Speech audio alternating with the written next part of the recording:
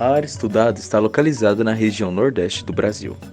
Além de ser a capital do estado da Bahia, Salvador é uma cidade reconhecida no país internacionalmente por sua gastronomia, música e arquitetura. Ela situa-se nos hemisférios austral e ocidental no cruzamento do paralelo de 12 graus ao sul, com meridiano de 38 graus a oeste. No dia 29 de março de 1549, Tomé de Souza fundou a cidade de Salvador, que, na época, se chamava São Salvador da Bahia de Todos os Santos. Foi criada para ser a capital do Brasil e teve início na parte baixa da Vila Velha.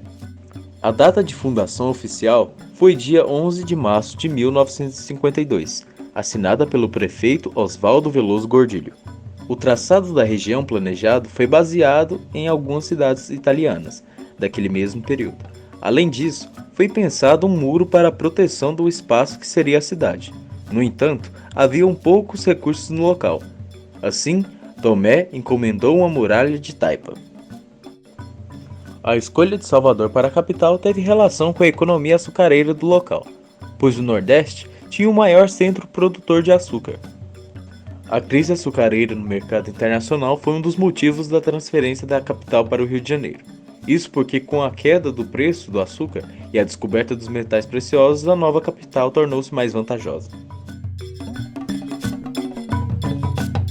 A cidade de Salvador apresenta como uma de suas mais proeminentes características o fato de ser um núcleo urbano de topografia acidentada, formado por sucessões diversas de colinas e vales.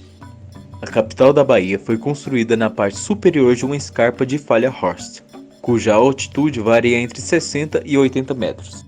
Na depressão do falhamento Graben está o porto, o comércio e a baía.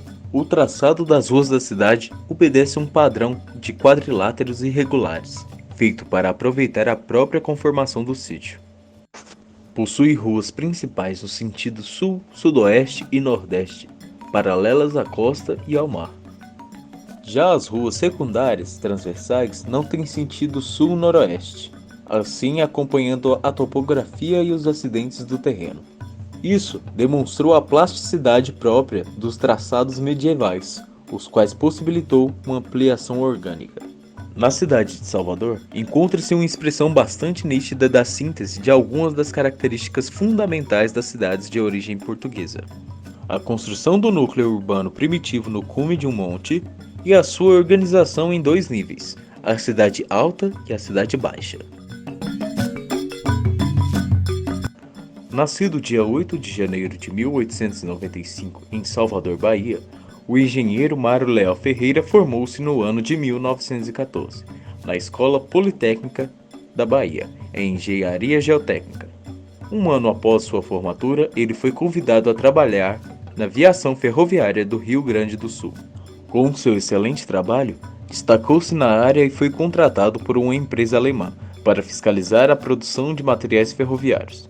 Assim, permanecendo na Alemanha do ano de 1922 a 1924, aproveitando também para se especializar sobre higienização de cidades antes de retornar ao Brasil. Em 1927, Mário Leal mudou-se para São Paulo e fundou a Companhia Mecânica Importadora. Em 1928, terminou o curso de Engenharia Civil. Entre 1930 e 1932, fez curso de Engenharia Sanitária e Sociologia na Harvard University, em Massachusetts, nos Estados Unidos. Ao voltar ao Brasil, tornou-se professor entre os anos 1933 a 1942, na Escola de Engenharia. Após isso, recebeu nomeação do presidente da República Getúlio Vargas para os seguintes cargos: chefe do Laboratório do Serviço de Águas e Esgotos da cidade do Rio de Janeiro, diretor-geral de Engenharia Sanitária dos Serviços de Saúde do Estado do Rio de Janeiro e outros. Na década de 40, retornou a Salvador, na Bahia, para apresentar um plano urbanístico para a cidade como uma alternativa à proposta idealizada por Alfred Agache. O prefeito da época, Durval Neves da Rocha, aprovou seu plano mesmo possuindo um custo elevado em relação à proposta de Alfred Agache. Infelizmente, Mário Leal não conseguiu ver sua proposta finalizada, pois no dia 11 de março de 1947, o engenheiro veio a falecer devido a complicações gástricas. assumindo seu lugar o arquiteto baiano Diógenes Rebouças.